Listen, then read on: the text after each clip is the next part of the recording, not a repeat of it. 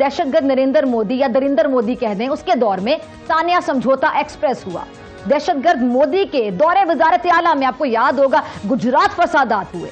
दहशतगर्द मोदी के हाथ भारत में रहने वाली अकलियतों के खून से रंगे हुए हैं।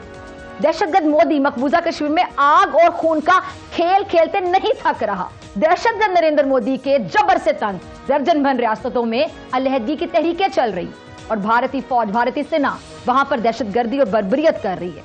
दहशतगर्द नरेंद्र मोदी इंटरनेट पर भी दहशतगर्दी करने में मुलव्विस है। हजारों गैर कानूनी वेबसाइट्स के जरिए पाकिस्तान मुखालिफ प्रोपेगेंडा कर रहा है। ये दहशतगर्द Narendra Modi Baloch liberation army, Baloch republican army, Baloch liberation front, Baloch republican guard जैसी जो दहशतगर्द तंजीमें हैं, उनकी बाकायदा माली, तंजीमी, तरबियती मदद कर रहा है, फंडिंग कर रहा है। और दहशतगर्द नरेंद्र मोदी की दहशतगर्द तंजीम रॉ अपने मजमूम मकासद के लिए तालीम याफ्ता और गैर तालीम याफ्ता बलोच खवातीन तक को खुद कुछ बमबार बनाने से भी दरेग नहीं करती।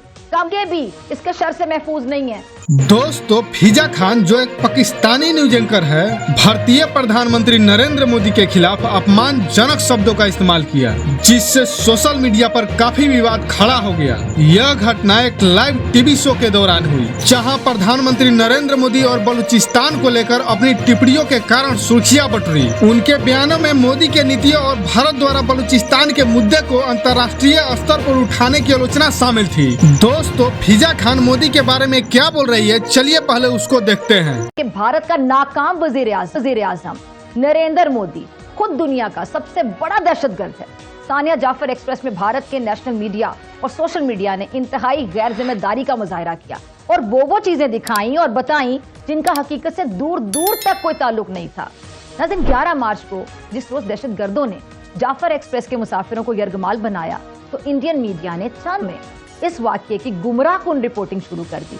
पुरानी तस्वीर, पुरानी फुटेज के अलावा आर्टिफिशियल इंटेलिजेंस, मसनूई जहानत से बनी हुई वीडियोस और तस्वीर नशर करना शुरू कर दी। लेकिन नाजरीन, जाफर एक्सप्रेस को यरगमाल बनाने वाले दहशतगर्दों के खिलाफ जैसे ही पाकिस्तानी फौज हरकत में आई और दहशतगर्दों को चुन चुन कर निशाना बनाने लगी, तो इंडियन मीडिया को सांप सूख गया और वही स्क्रीन जो चंद घंटे पहले तक लालो लाल थी, उस पर मामूल की नशरियात शुरू हो जाती हैं।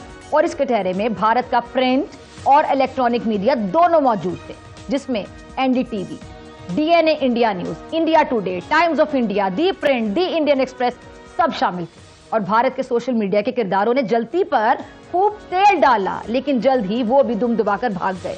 दुश्मन भारत से वैसे हम खैर की तवक्को भी भला क्या कर सकते थे, लेकिन अफसोस ज्यादा किस बात पर मुझे हुआ कि बैरूने मुल्क बैठे बाज अपनों ने जो जहर घोला, वो भी मुल्क दुश्मनी से मेरे ख्याल से कुछ कम नहीं था।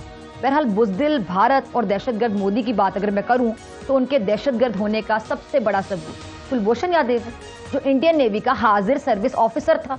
हमारे सिक्योरिटी फोर्सेस ने उसे 2016 में बलोचिस्तान से पकड़ा और उसका दहशतगर्दी का नेटवर्क तोड़ा। और दहशतगर्द मोदी के दौर में ही कतर की अदालत से, आपको याद होगा, कतर की अदालत ने भारतीय बहरिया के जो 8 साबिक अफसरान थे, उनको सजाए मौत भी सुनाई थी।